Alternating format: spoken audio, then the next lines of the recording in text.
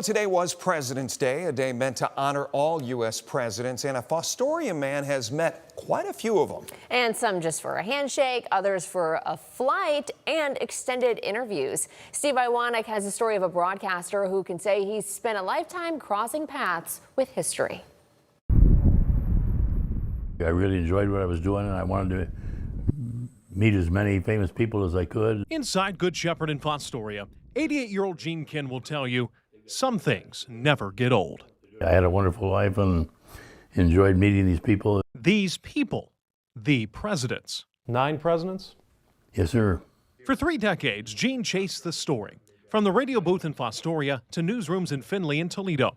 A journey that put him face to face with history 9 times, starting with JFK. And he spoke in Toledo on the, I think, Friday or Saturday before the Tuesday election when he was elected president. And in 2001, a handshake with President George W. Bush and Mexico's President Vicente Fox, all in the same moment. The governor or the president of Mexico walked by and I said, "Sir, I'd like to meet you." And I shook hands with him, and Bush came over to see what was going on, why he had stopped and who he was talking to. And I still shook hands with him. And handshakes with 7 others: LBJ, Nixon, Ford, Carter, Reagan, H.W., and Clinton. Some encounters just for a moment, others much longer, like the one with Richard Nixon. I made it a point of, on my own, driving to Columbus to interview him, if possible, and I did. And actually, I met his press secretary, and he invited me to fly on the plane to Chicago with him. All of them memories for life, documented in cards, letters, and pictures, even some of Gerald Ford's notes. And these are some of the notes that he had that he dropped. A life still amazing to his kids.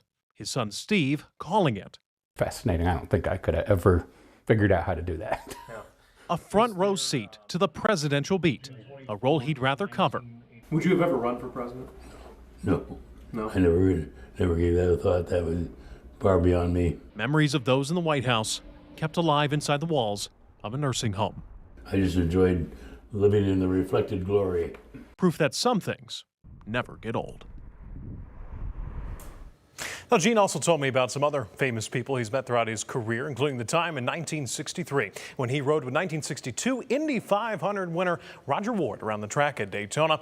As for presidents that he never met, well, Gene told me he wishes he could have met Abraham Lincoln or, more realistically, Barack Obama. In studio, Steve Iwanek, WTOL 11.